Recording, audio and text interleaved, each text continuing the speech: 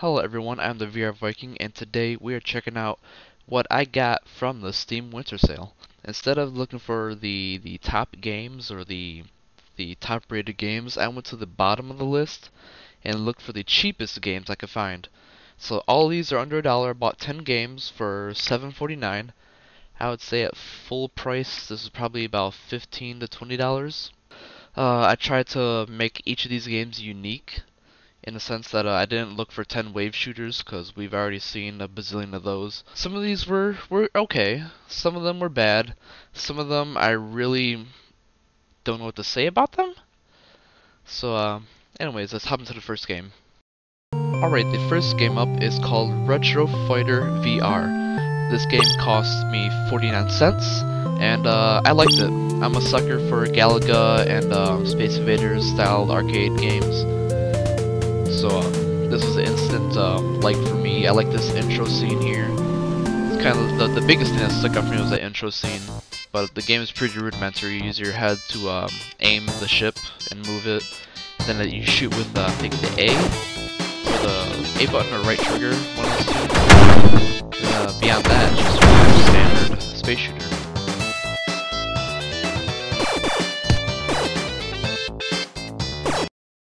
Next up, we have JOLT. JOLT is a game I did not like. 2/3 of my FOV, as you can see, was totally cut off. And also, it's really a direct copy of Cursor, which was a Gear VR game made a couple years ago, 2 or 3 years ago, by the Technolust devs.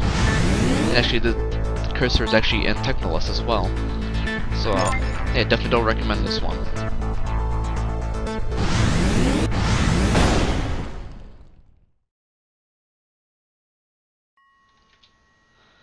Alrighty, brace yourself for this one. This is called Dealy Plaza Paintball.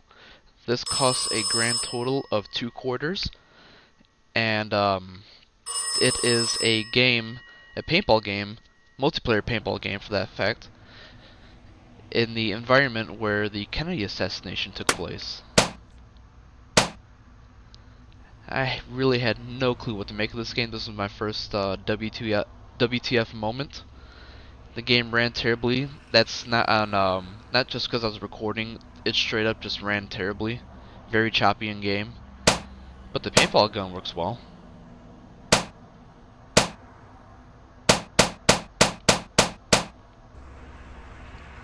But they have everything. They have the stranger on the grassy knoll. They have the car that drives around, and you can get into the apartment of the building. Oh yeah, this. The freaking moon landing was filmed here.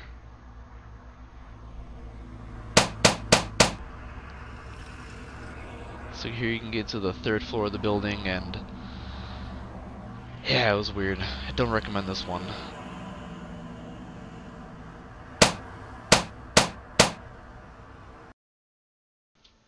Next up is Rich Life Simulator.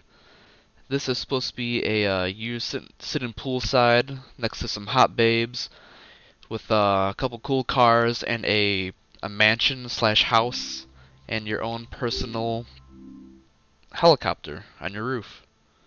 The game didn't even work. As you can see, I'm floating above my body, and I understand if it's an experience, but it didn't even work as an experience. I had to refund this game because it didn't even work the way it was supposed to, as terrible as it is. So yes, I refunded it, got my 2 quarters back, and another one I don't recommend. And also my second WTF moment.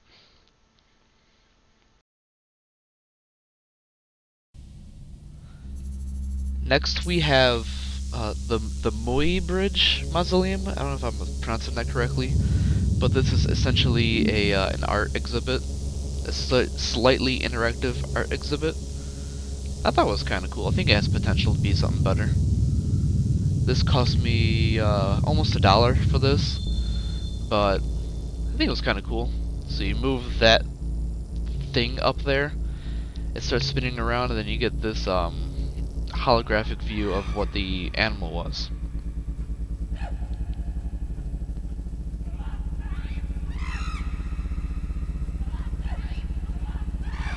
I would love to have some Planet Earth style like voiceover for this part.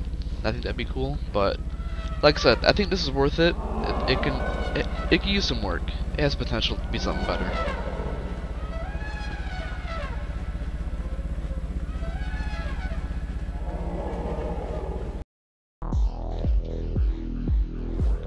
Alrighty, next up is Speed Scream. This is a VR roller coaster. It has, I think, three to five roller coaster tracks on it, and I thought it was pretty good. I haven't done a roller coaster in VR in a long time, probably since the DK2 days of Oculus. So I figured I'd give it a try. And the environments are pretty cool. I mean, at the end of the day, it's pretty simple.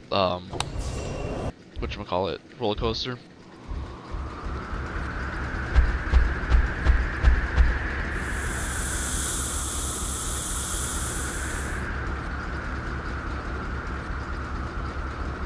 This is on sale right now for $1. I think the full price of this was like $2 or maybe $5 or something like that. I think this is another decent roller coaster experience.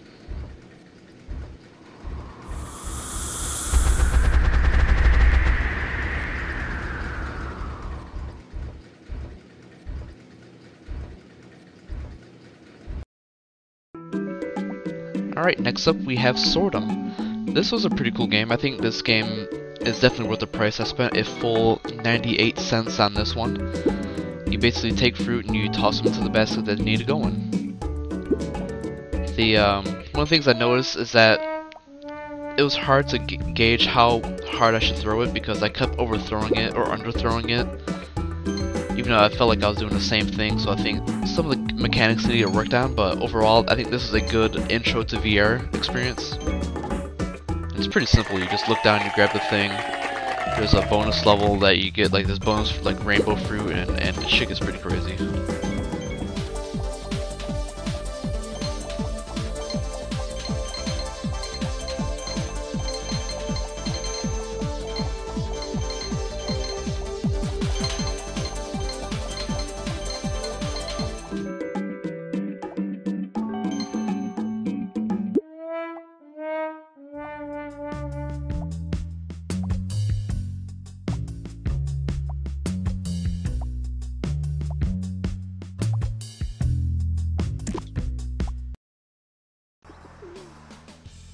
Next up we have Hot Runback VR Runner.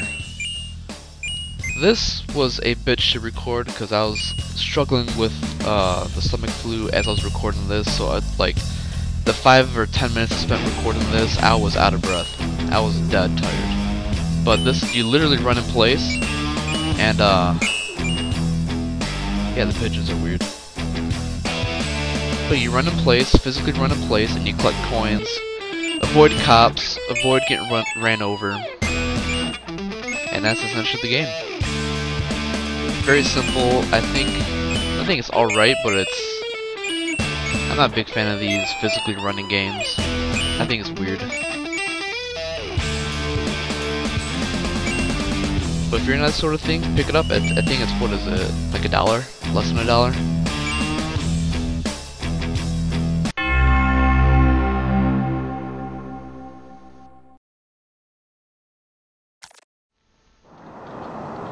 Next, we have A Fear of Heights and Other Things. This was another 2-quarter game, at least it's on sale for 2 quarters, and it is a collection of VR experiences to show what VR can do.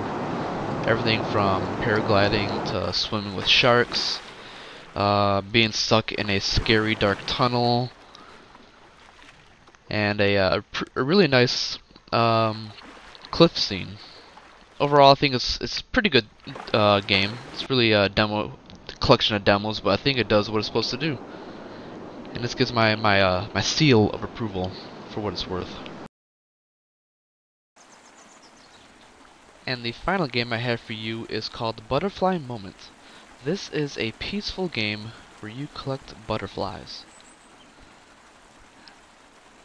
I like this game. but I didn't like the music that it came with. So in order to help me get into the mood of this casual game, which I don't really play a lot of casual games, I decided to throw in my own Spotify playlist.